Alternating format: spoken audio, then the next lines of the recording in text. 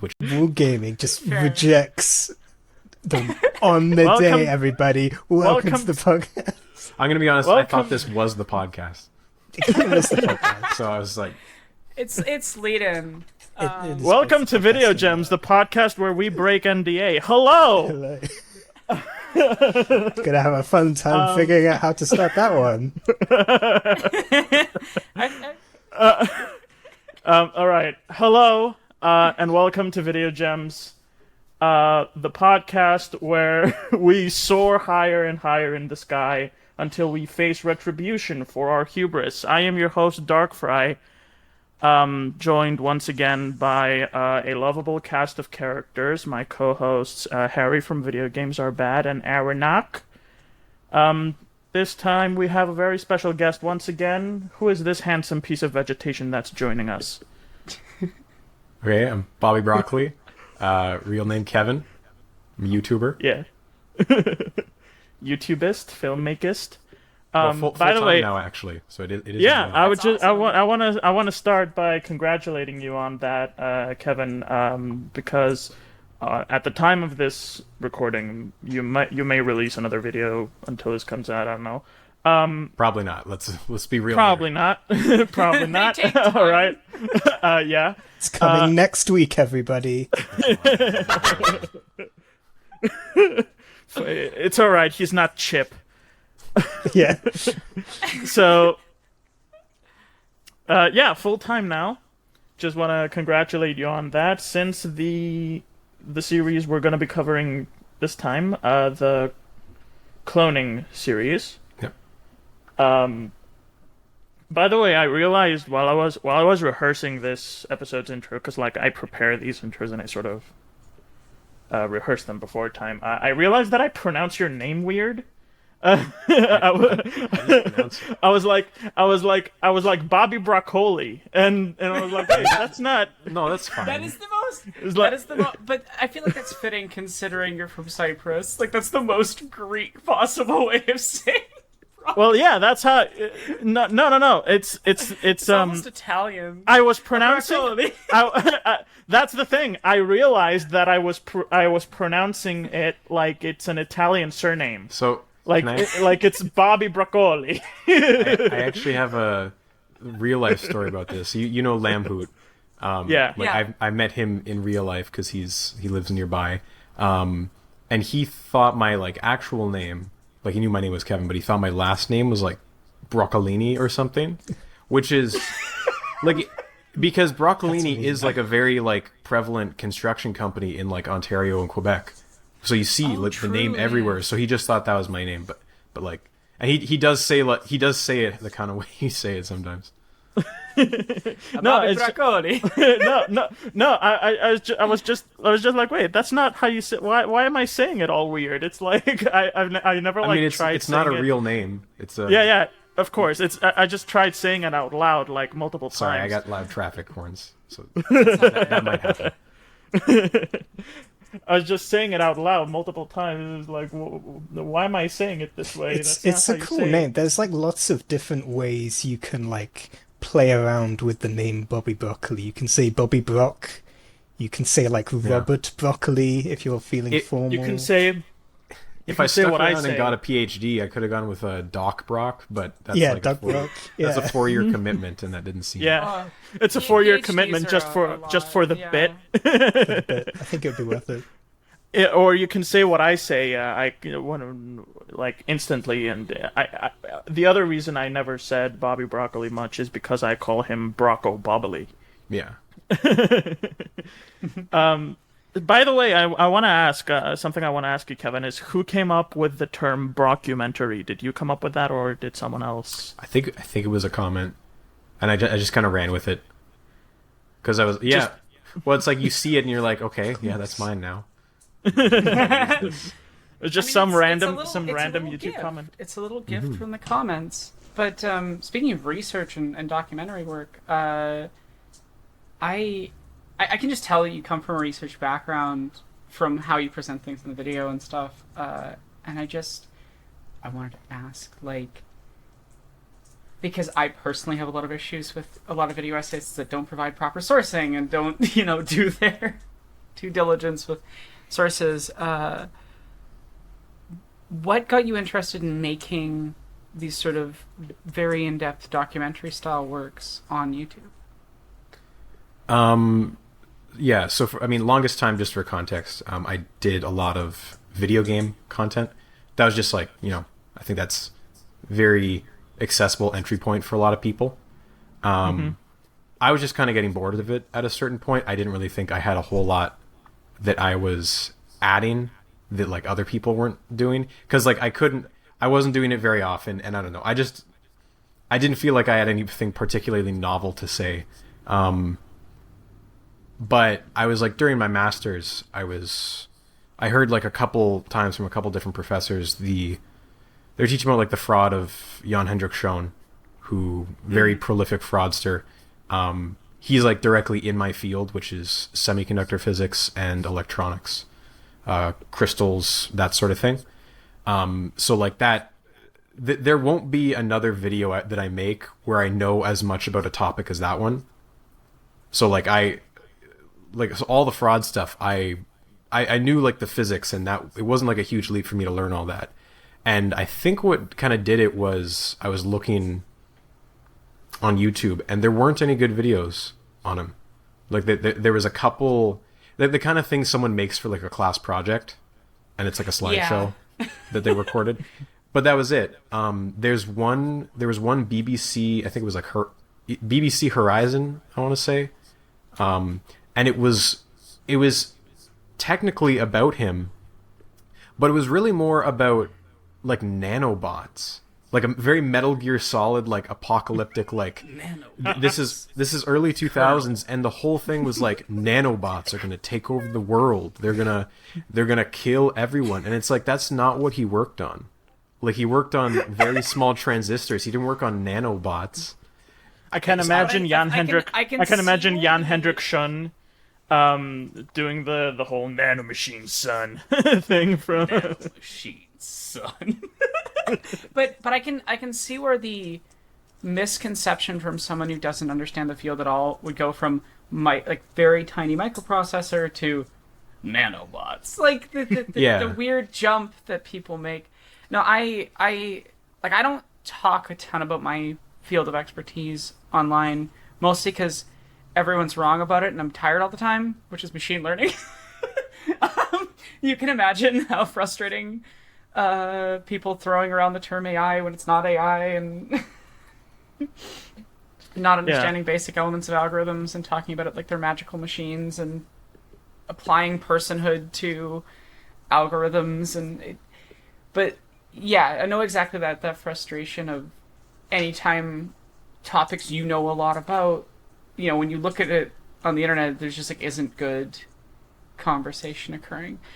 There's like one or two instances where I've seen okay conversation about the field, but yeah, I know that frustration. That is such a big jump to go from, all right, so there aren't any good videos on this Jan Hendrik Schoen's fraud. The BBC have done a shit job. Yeah.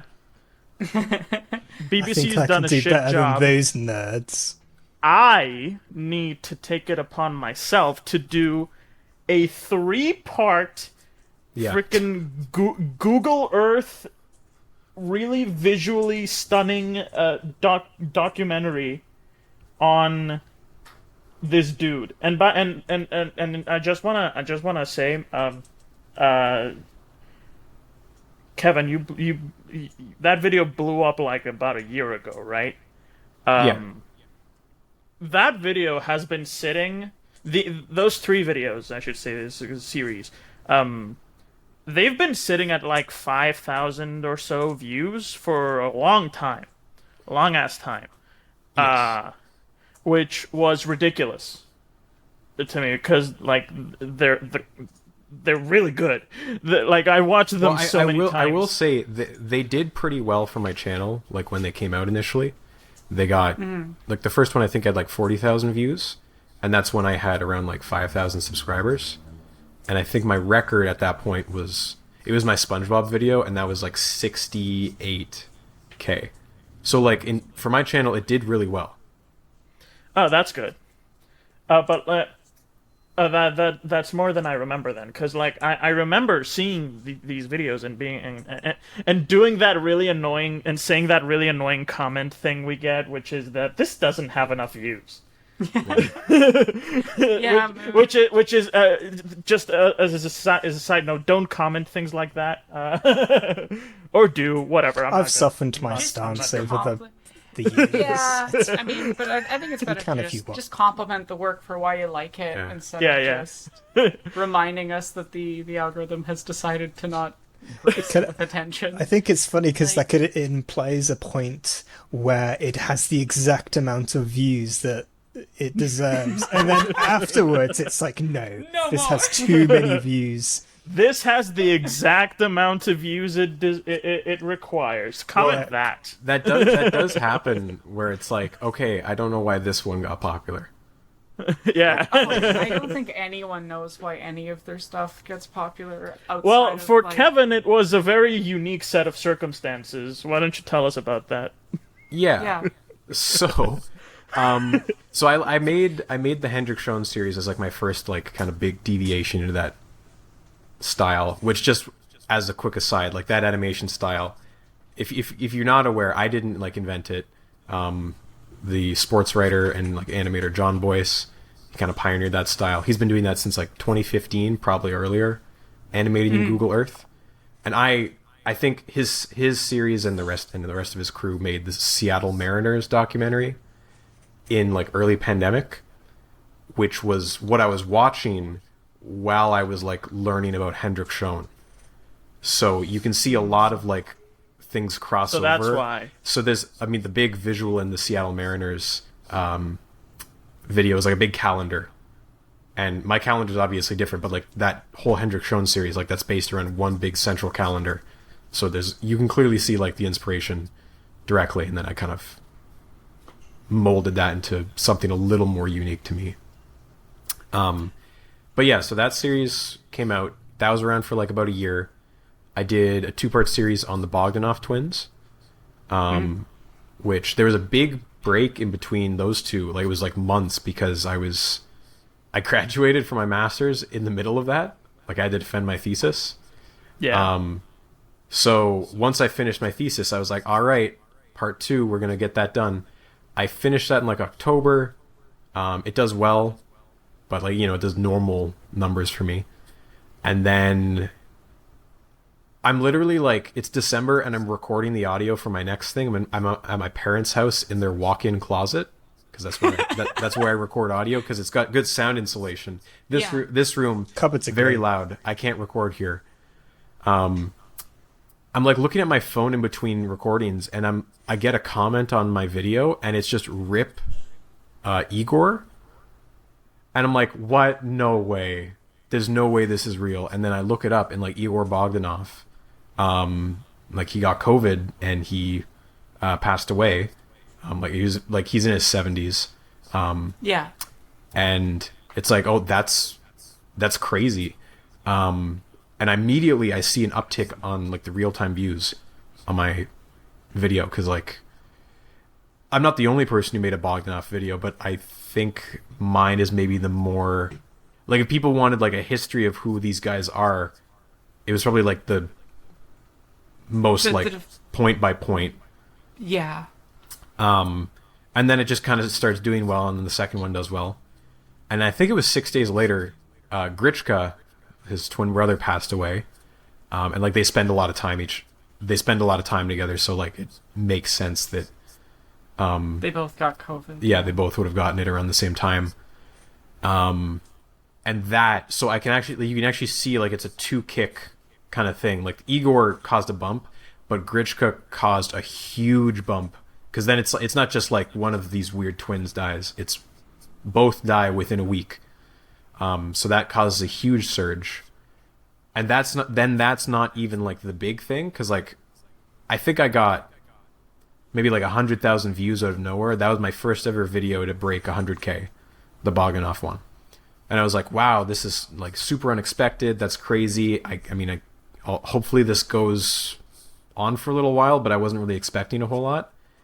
And then I noticed that the Hendrik Schoen series had now like outpaced it. so it was getting more views like daily, and then like the graphs are very, very like the graphs are unreadable from that period because the spike from Hendrik Schoen was so big. I think a peak then was like 200k views in a day, and I was like, what is even happening? So that one took over, and that's when I think I got up to like 60,000 subscribers when I started at 5. Yeah. So that's the order of operations there. Yeah, and That right there should give you a pretty good idea of just how unpredictable and just bonkers YouTube as a job / hobby / whatever it is. What can if be. it's like Death Note? What? Yeah. I'm gonna need you to elaborate a bit. No, so, I think everybody understands. So no one can I said Harry. can I say something about Go on, Kevin. one of the lines in part 1? Like, I'm just writing, like, just stuff that sounds nice. Like, I'm not trying to be that serious about it. I said that the twins, like, they're a unit that does not make sense individually. They only make sense as a pair. And it's like, they came into this world as a duo, they left it as a duo. And, like, as soon as, like, the news broke, everyone's replying to a comment that, like, well, like, everyone's posting that quote, and I'm like, oh my god, what did they do? Well, that probably helped. What have you blow it up, done? frankly, in a weird way, Yeah. because everyone was. Like, I was just saying it because it, like, the sounded algorithm good. gives. Because it, like, No, but it is a good way of talking about them. But yeah, now I've kind of given the context of this series that you've been doing, and I based the makeup off of the really unique visual look that you did for the most recent ones, which was, oh god, sorry, my brain has an issue with names. How to catch a human clone? How to? The man who faked human cloning. yes. And how to catch a criminal cloner. Yes, the 2-part series on Wang and fake human cloning, but also just, and what I really appreciate about that series personally, and it's weirdly connective to a thing that Jesse and Gender and I have been working on about Star Wars. I'll explain why. Okay, yeah. But about the ways in which countries and corporations and things craft narratives in order to make a profit or move things towards something or achieve a goal, and how narratives around this like monomythic single man figure create fervent fan bases that are just like ready to go to bat, and the weird ways that like trying to maintain that lie just spirals into like larger and larger problems as you go.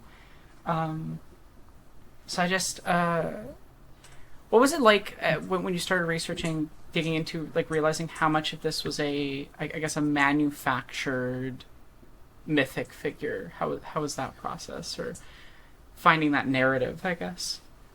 So I'd been, like, broadly aware of the Huang scandal as far as, like, last year. I think I started, like, researching it a lot in August. I watched the Producer's Note documentary on it. They have an English dub on YouTube, so that was the very first, like, exposure to the scandal. And already you there's, like, a lot of details that, like, compared to other fraud scandals, it's not just like we fake data, it's we committed a ton of, like, bioethics violations. Very crazy. And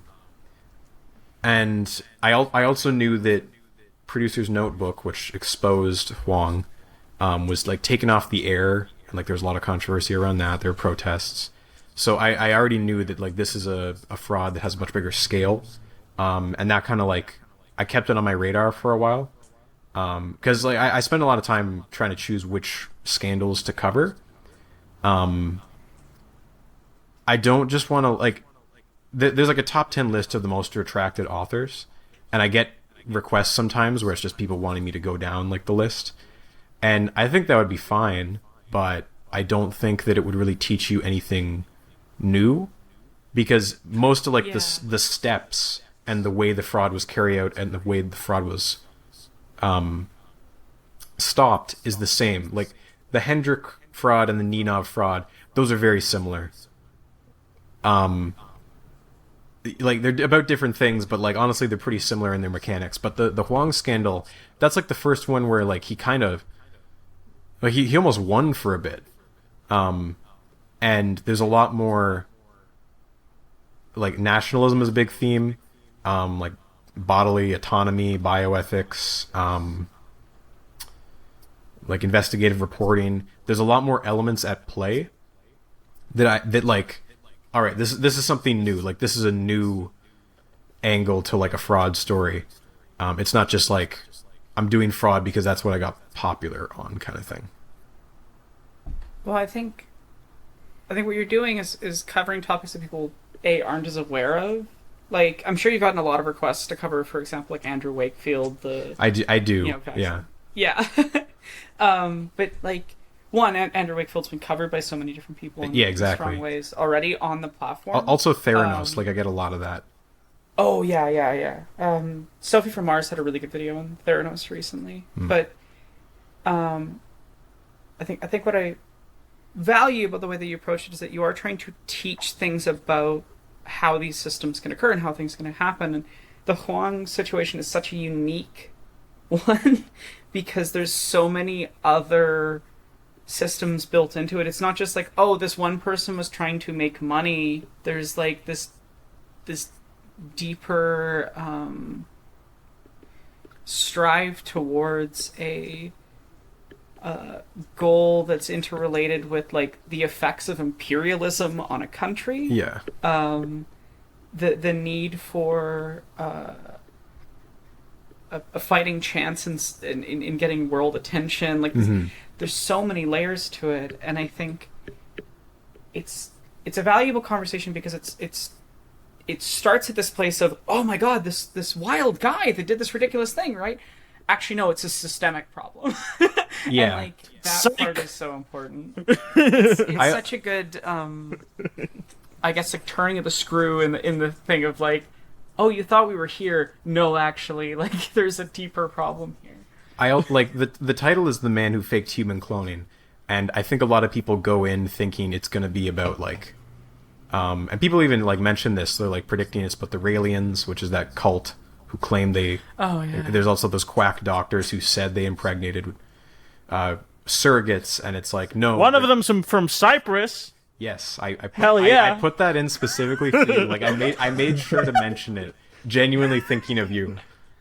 If I had a nickel for every time Cyprus gets a special mention in a Bobby Broccoli video, I would have 2 nickels. He did work out of the U.S. a lot, so it's like not entirely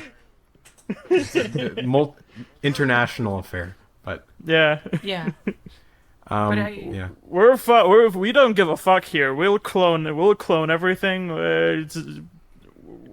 We're balling. I also think the video does a good job of pulling people away from certain like xenophobic tropes that this story I think can very easily dip into. And I just noticed that care in you being very specific about like I this noticed that is as well. actually really caused by the American side of things and its impact on trying to like bring that like so.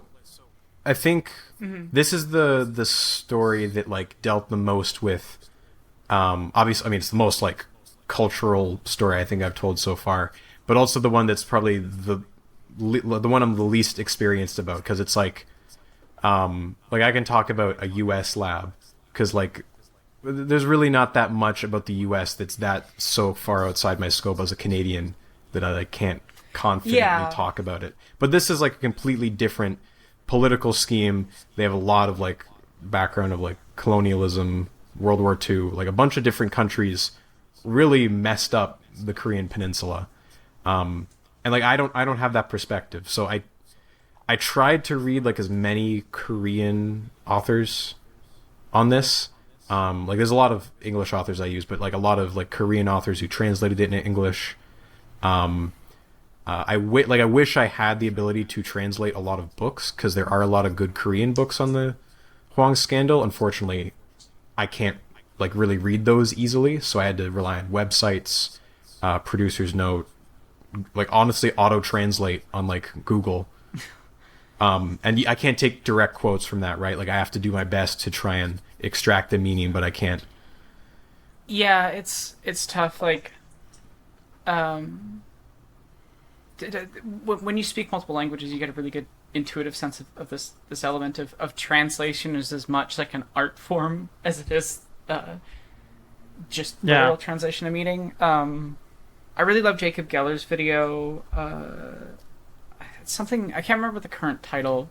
Something along the lines of like 1,000 Forests or something. Yeah. Like that. But it's about how every single translation is affected by time period, cultural understanding, knowledge of the language, knowledge of the subtleties of the cultural context of the original language. So yeah, I can imagine that was a very difficult thing while researching to make sure that you were not just getting solid actual information, but also making sure that it had been translated in a way that wouldn't misrepresent something by accident. Yeah. So I think more than in other videos, I've made like a very clear effort to say like I'm quoting someone from Korea. Like this is not just me extrapolating from this. These are like analyses done by people who lived through it and saw it happen. I think the Huang scandal is probably one of the most like written about fraud scandals ever. Like the Hendrik and the Ninov scandal, very big news. They were huge, like tons of like articles written about them. But in terms of like academic papers, like research, there's a paper for like every analytical lens you can come up with, like feminism, class, nationalism, like colonialism, like any angle you want to tackle this scandal from, there's a paper about it.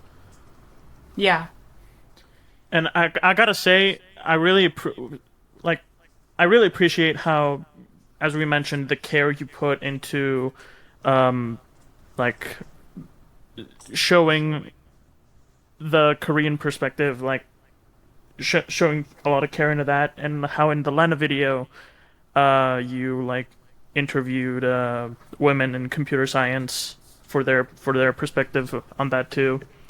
Like how you put a lot of care into the politics and the perspectives of the topics you cover. By the way, the Lena image... I can jump in on that topic just as a woman in computer science. Yeah. By the way, the Lena image, right? I didn't even know about it until you made the video. And then after you made the video, I had a course in university that was like graphics rendering and image manipulation stuff, and then I saw it all over the goddamn place. Yeah, it's like a background thing that you didn't notice before, but it's. I hadn't seen the image before, but only in like one or two textbooks, because I only realized this after watching your video. The department that I'm a part of clearly very purposely doesn't use the image. And it was, I think, briefly mentioned in my image processing class, like, why it's not used. But that was an interesting thing to me because, like, there is definitely just an underlying current of sexism pretty much everywhere in computer science. It's a pretty pervasive issue. And I really appreciated seeing someone cover that well, with people who were affected by his perspective being listened to, because which thank you for reminding me of that video. Yeah, that one was really good. I highly recommend it, because I think right now the ethics of what data we use is probably one of the most important topics, just coming from a machine learning standpoint. Like, I am constantly frustrated, let's say, that's the word I'll use, with a lot of the commercial bastardizations of research that professors I personally know did, like, Aronok, I could see, like, you know how in Mario Kart where you get an item box and the wheel spins like. I could see that going on in your brain for trying to choose a word that for your feeling. Yeah, but just because like a good example of this is Dr. Yulita Vasilova's work, which became basically the basis of all targeted advertising algorithms on the internet. She originally designed it for my university's library website. The goal was to help researchers find relevant articles and papers and books that were connected to things they'd already searched. You can see where this is going with the design. Because it was an open source project and because the paper was available to anyone, the guys that made Google basically just like ripped off her shit.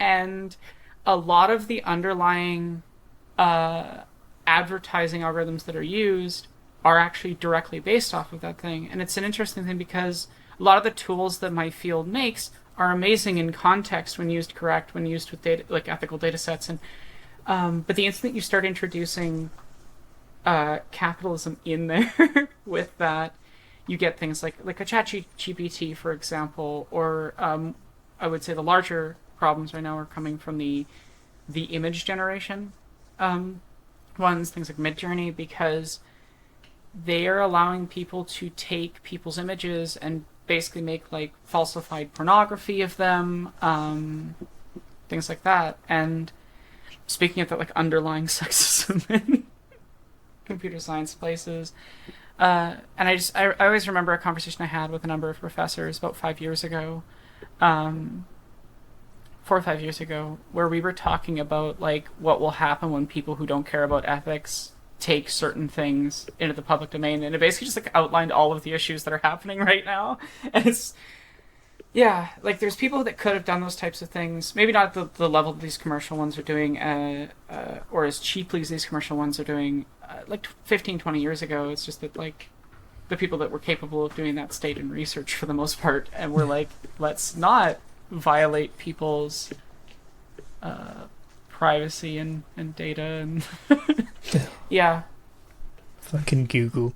Have you seen what Google have done with God, we're into like real nerd shit now. But have you seen what Google have done with top level domains with like .zip and .mov? Yeah, so No, like you what- can now what- register like www whatever you want your website to be .zip, which is a terrible idea because like say if you're just typing anything on the internet .zip, that will usually like make a link to that website, right? So say if you're like writing an email to someone and saying, oh, the photos are attached, photos.zip, I could register photos.zip and then like turn that into a website that like fishes your password or whatever. it's going to make a lot of scamming a lot easier. This just released. It's a very disturbing It's very bad. choice. I did think about Because- registering evidence.zip though. I think that would be funny. But yeah, like basically any website can say like, oh, you want to download this file, you click the file, and instead of downloading a .zip, it's going to send you to a malicious site. No, that's wild. The thing I've seen Google do recently, I don't know when they're gonna do it or if they're gonna do it because of the pushback or whatever. They said that apparently they're gonna delete inactive YouTube videos, YouTube accounts and videos. I've heard a bunch that they're not going to do it to YouTube accounts specifically. It's Probably email accounts. Yeah, it's like it's definitely not made clear in their statement, which for a company as big as Google is kind of baffling that they can't like make a very clear statement about this thing that like affects probably millions of people's accounts. But When have they they specifically ever come out made and said no clear YouTube statements? videos. Yeah. Oh, so Fucking add that shit to the Google graveyard. Google. Everybody's Google making a accounts. clear statement is very rare. Just look at how they handle like any sort of information to creators on YouTube. Like, I have some specific angers that I literally cannot talk But Google is transphobic. Is all I'm gonna say. By the way, I just remembered my favorite one of my favorite emails that I ever got, which is I once got an email from YouTube with the subject line, "Looking for answers, Darkfry." I was like, that is the same energy as the Video Essay Discord's favorite meme thumbnail. Does he know? Does he know? it's just I love that thumbnail. It's like specifically the one with the Riddler from the recent Batman. It's just and he's like, it's just no. Am I going to die? Yeah, which mountain did Google try and send you up to look for the fucking... There's three ways you can interpret looking for answers, Darkfry, and I don't know why, but my brain immediately went to it has the same energy as that one meme that's like pissing alone, handsome.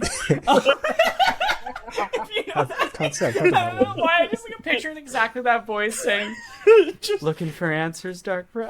It's just literally. I got that email. And I was like, oh, "Am I going to die? Like, what did I do?"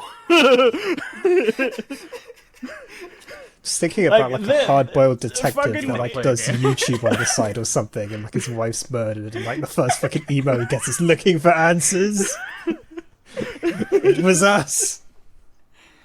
But got it is frustrating. I had a recent stream that got flagged as not safe for advertisers, but no reason.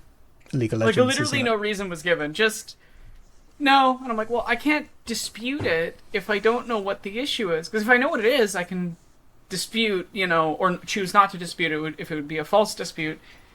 But you just kind of get things that are there's a problem. The advertisers don't approve of your team's sloppy League of Legends play.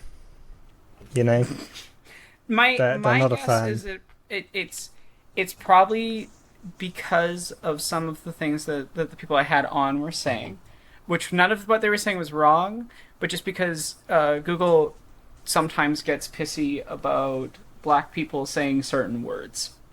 So, I think they were maybe mad at some of my friends, but I don't know. So, Kevin, to get back to your videos, I want to ask you, how much of the... So, your videos take a bit of time to make. Would you agree? Yeah. It's a process. Mm-hmm. How much of that is research? Couple months at least. It's hard to nail down an exact timeline because I'm often researching multiple video topics at once. I can see a stack of books that I can see several Ooh. stacks of Ooh, books. this is a very I'm not gonna show the book. Is that a broccoli? I got a whole. Wow. It is. Is yeah. that a stuffed broccoli? Is that a that's stuffed the broccoli idea in the of- background? Okay, 1 second. I'll be right back. This is very important. It's just, I'm gonna play... To our audio listeners. If you cannot go to see, youtube.com/Darkfry, whatever it is, you'll be able to see. This one. Oh my god, that's so good. This one's Hallmark. They're magnetic. That one's IKEA. I have another IKEA one that I use as a pillow for my couch. But yeah, That's I love the brand. Yeah, it's very. Yeah. Anytime Nice. the word brand is said, my brain just immediately goes to Brian David Gilbert's Hugh Brandity video. But So, yeah, it's a lot. It's hard to pin down because I'm just there's a lot of things I read that don't get turned into videos, and then things that might turn up in a video months later. For example, the SSE series came out of. I was originally gonna have the whole Bogdanov series be. This was a terrible idea, but it was gonna be the story of the Bogdanov brothers, and every 2 chapters or something, it was gonna be a 1 minute interlog, where or like a B-side almost, where it's like a pivotal moment in physics, and those scenes ended up being just turned into the SSC series, because one of them was just going to be like, well, because the brothers dealt a lot with like particle physics and like theoretical physics, and I was like trying to like contrast like, oh my god, physics is like evolving and we've reached the end point and these brothers have solved physics. And I was going to talk about the November Revolution, the SSC failing, a bunch of other things like that, and the pacing made no sense. But then I turned that into a 3-hour. The B plot in the Bogdanov series turned into a 3-hour series on its own. Wow. It's so interesting how things kind of stumble into being when creating stuff. It is very frustrating when you do research and you just end up not using any of it. Recent example I can think of, it wasn't actually me, it was Lady Knight's video on Andor. She researched a lot about the Manganistas because of like certain parallels between them and things that are happening in that series, and then just like ended up scrapping all of it because it just like didn't work with the pace and didn't fit quite as well. There's like 1 or 2 mentions of some of the research, but she read like 3 or 4 books that she just didn't end up using. Oh my god. And it's always frustrating when you do a lot of research and like it doesn't come to fruition with one thing. But I do find it interesting, and that's why we've talked about this previously on the podcast. I always advocate for the like, don't delete anything. Just keep like a graveyard folder for stuff, and sometimes you want to resurrect it. Like I had this script that I had like partially written out that I was kind of on about like my issues with the Christian, like a certain type of Christian approach to forgiveness and all this stuff, and punishment and a bunch of other things. And I just kind of left it aside because I was just like, whatever, I don't think it's good. And then Midnight Mass released, and that script became the Midnight Mass script, like indirectly. There's certain things that I didn't cover in the Midnight Mass video that I had in that script, and I'll probably cover in another thing another time. That's more about like the relationship between retributive justice and Christian viewpoints and that whole history. I'm probably going to cover it when I talk about like saneism and why people need to stop approaching things as like fascists are insane or conservatives are insane, etc., where they see an ideology they disagree with. They presume that the people have bad brains, and how that's sort of a secularization of the idea of bad souls and that whole history. But if I hadn't like just like let that thing sit on the side or be removed from something else that I'd worked on, I wouldn't have been able to find that like later script. And I think that's always interesting. The Highlander video, the entire Highlander video is just stuff I cut from Queer Relativity, like directly. The entire video is except for the conclusion, which I wrote for it. That was actually all part of like chapter 10 and 11. It was just all leftovers.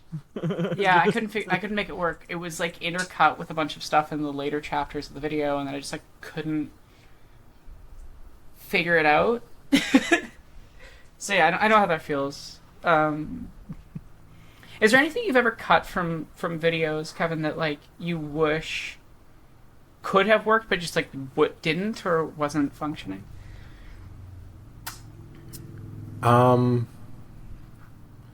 guess, I mean, this one worked out in the end, but I mean, specifically the Bogdanov one, I cut the SSC because I realized that's just an interesting enough story on its own. In terms of things that I cut, I wish I had kept. Well, wish could have worked, maybe. Like Could have worked, yeah. It made sense to cut it out, but like you kind of wish you could include it somehow. I did have.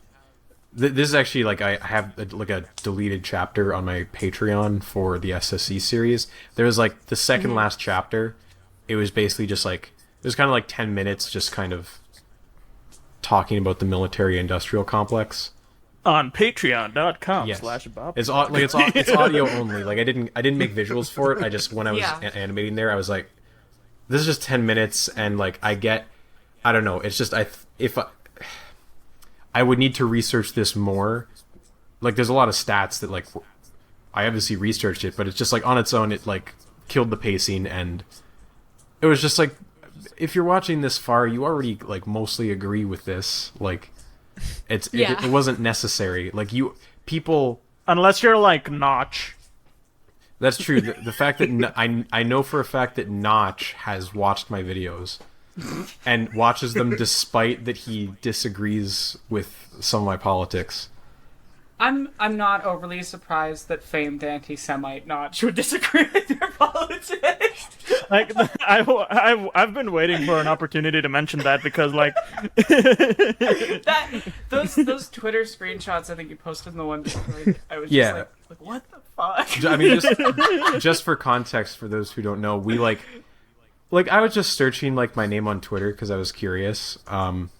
And I think I found someone reply. Like sometimes you'll get people like replying my name for recommendations for long video essays, and I was looking at who they were replying to, and I looked at the @ and I was like, this is Notch, this is the Minecraft guy, and I was like, what? and he responded to the person being like, oh yeah, I've seen some of his videos, and I was like, what?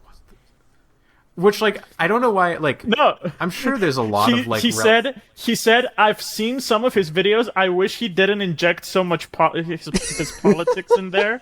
That's what he said. Yeah, I don't know. Like, sometimes, Look, Kev, I'm like, Kev, I made a all video I know, about... right, is that the last time Notch got into a beef with a YouTuber, he almost deleted his Twitter account. Yes. I think you can do it. I think we could do it. Is all I'm gonna say. I don't think... He doesn't follow me, though, so I don't think I can... Notch should be like, why do all the YouTubers I like want me to delete my Twitter? I don't know. When people complain that, like, I inject my politics in my videos, it's like, I get that you don't agree with them. Like, I get that. I'm not... Like, it's fine. I get that I'm not gonna please everyone, but it's like, I make a video about congressional hearings and, like, budget disputes in... Like, I don't know what you want. Like, it's a video about politics. Like, that's what it's about. They just want you to say things in the driest, most, boring way possible. Just a series of things that happened, but don't think too much about them or what they mean or what they imply. Yeah, just to follow up on that point, I do get people who say, like...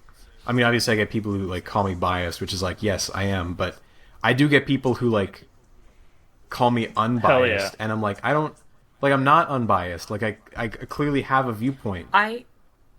Yeah, when I've talked about this before with, like... not necessarily here, but, like, on stream and things about... like, one of the realities of doing any sort of qualitative research, quantitative research, not qualitative, quantitative research, is that there is always bias. Like, the goal is objectivity, but objectivity is functionally impossible to achieve with any sort of real-world data. Pure mathematics is a little different. You can have functional objectivity, and philosophy debates about whether objectivity exists, etc., etc. But the point is that, like, part of good research is recognizing your bias, the bias of the research, the bias of the data collection methods, like, all of those things. And there's this idea that I think people who have very neoliberal tendencies, where they view the dominant position as not a position, as not ideological, as not having a bias, and it is only deviation which is treated as bias. Yeah. Which is frustrating, because that's how you ignore your bias. Kevin gets some interesting comments. I think the thing that, like, when I released the Lena video, like, I was obviously expecting a lot of negative reactions, but it's the people who are like, oh damn, I didn't know you were, like, left wing, and it's like, really? You didn't? Have you seen my other things? It's just like, you aren't mad that, like, the video is political now. You're just mad that, like, you disagree with it, and because you, like, aren't in a line with his opinion, you view it as political. No, yeah, that's exactly why the people who say that they don't want politics in their art or in their videos, they actually love politics in their art or in their videos. You just didn't view what we were talking about before as political because, like, you largely agreed with it. Yeah, or they just want the right politics. They just want their politics. You know, that's literally always that's always what that is. Yeah. And the fact that you do like inject your own viewpoint or interpretations or biases, what have you. I think it's good. Yeah, I think there's also definitely think- like a sort of like humanizing element there. Yeah. Like one of my favorite parts of the cleaning video where you're talking about when he was committing like what's it called? Money laundering. That's the one. You're just like, what are you doing, buddy? Yeah. That's a great line. No, my favorite part of the Hendrik Schon series is the rare Bobby Broccoli curse, which is the F-bomb. like the exact way you say it, which is like he claims that it's not custom to keep logs, which is not true. Who the fuck is this man to not keep logs of his once in a generation breakthroughs? Yeah. That's one of my favorite lines in any video ever. Just There's a certain incredible absurdity stuff. point where it's like I have to break character a bit. It's like, come on, what are you doing? Well, and I think it's valuable. Like, I think it's valuable to be able to acknowledge that element. Like, I think people just dislike being reminded that there is an artifice, that there is a perspective, that there is like it's I don't know, they're more interested in the simulacra than they are in the actual reality, I guess. So Yeah. So yeah, the fact that you do inject your personality and your views while choosing carefully which aspects of a story to cover so that you can do this very awesome storytelling that you do, with the care that you put into to make sure that you're fair in the perspectives you cover, and like you cover the right perspectives and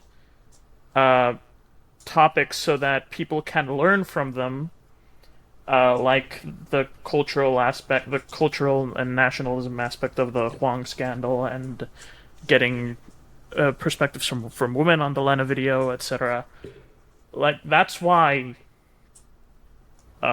people love your videos so much. Like, this is something. The thing that strikes me most about. Have you seen how people talk about your videos, dude? It's so awesome. It's really nice. Like, yeah, like I'll see threads on Twitter where there was like a thread on Twitter recently where it was someone mimicking your video style. Like every Bobby retweeted Broccoli that, video yeah. is you really retweeted it, and every comment on that tweet is, yeah, but it's always gonna be a banger, or yeah, but it's a Bobby Broccoli video, so you know it's gonna be good, and just, goddamn, that's so great, that's so awesome. It's like, that's goals, like literal goals AF. That's that's what I want. So it is just really nice. congrats on just finding your style, finding your audience, and now you do that full time, and that's just amazing, man. Congrats. Thank you. Just wanted to say that, because wow. Another thing is, were you worried that you were pigeonholing yourself when you blew up, or? Not really. Because when I blew up the first time, I just had like 2 of those series, and they were both like, one was fraud, and then one was like these kooky brothers who like was kind of fraud. That's just like 2, I think. And then I did like a really different video about the SSC, which is like, it's physics based, but it's not fraud. It's like a mega project that failed. And I think once that one did well, that gave me the confidence that like, okay, I'm not pigeonholed. I'm not gonna just Yeah, be the 'cause- and then the Leno one did well, Yeah. which is not fraud either. I think the one that made me like, okay, I gotta make sure that like the Nina video obviously did crazy well, and that was the one where I'm like, okay, I think a lot of people know me as the physics fraud guy now. But then I did a biology one, and it's still fraud. My next video is probably not going to be fraud, but it's probably going to be physics, right? Like it's going to small also- variations. they're small variation, but there are also topics you're interested in anyway, and you are Yeah. passionate Yeah. about. And it's not like I know people where they like did one video on something, but they were like, whatever, and then that's what blew up, and they felt like pigeonholed towards things that they weren't really interested in super strongly. But that's the thing. That's the thing that's so impressive. That's so good. Like you know, the way I see people talk about your videos is literally anything you make, they'll watch. That's very reassuring because I like I don't know, like I was saying before, I don't know how much I would have to say about just fraud cases. Like I would run out at a certain point. Yeah. I would run out of fields. I would run out of weight. Like I already covered the big ones, like the big Yeah. major ones. There's only going to be so many other big ones that are as exciting to talk about. So I think branching out into Fun. stuff like the SSC, my next video is probably going to be more in line with the SSC one in terms of something that failed. But it's also going to be like, it's covering a topic I haven't really touched on before. By the way, another thing that I love is that your viewers have turned guessing into what the next video is going to be into like a sort of ARG thing. Yeah. So I posted a picture of me in the recording setup at home and a very blurry picture of the script in the background, and people were like guessing based on this really JPEG image, and some people got like relatively close. Well, some people were like reasonable, but like they didn't get it. And I got one email anonymously who like got it, and I was like, "Damn, that's so crazy!" Like, so then I posted that on Twitter saying, "Man, someone managed to guess it, haha!" And then my Discord and also Twitter went ballistic, and they're like doing reverse like, okay, what's the width of this letter? This is bigger. This is bigger. This is the spacing. Like, I got multiple people who immediately guessed it, and then also guessed like that it was Huang. I was like, okay, I'm not doing that again. I was careless. Like, You don't need- Not doing it This again. might be You a should good do way it of- more. I think you should do it more because clearly your audience so do. But just I want to do it more and more. yes, I want to do it more. Get more confusing. So the title I want to go for my next video is vague enough that I don't know if people could, even if they knew what the title is, I don't know if they could guess what it's about. I'm gonna post a clip. Okay, so here's what I'm gonna do. I'm gonna post a Twitter clip of this episode of you saying the title of the next video I'm gonna go for is and cut Oh, okay. and cut it there. Well, you didn't say the title, but I mean, I could lead up to What if that was the title? That'd be a Okay, ridiculous I'll give it to you video. right now. The title of my next video is going to be Hell yeah! All right. just really tease your audience a little bit. And that's it for this episode of Video Gems, everyone. Has been about an hour, so that'd be on time. Rate us, subscribe to the podcast, to the channel, like, comment, do all the things. Check out Bobby Broccoli if you haven't already. You probably if you're watching this, you're probably If you somehow haven't, you should. if you somehow haven't. Again. Yeah. Do all the YouTube and podcast things. We'll see you next time.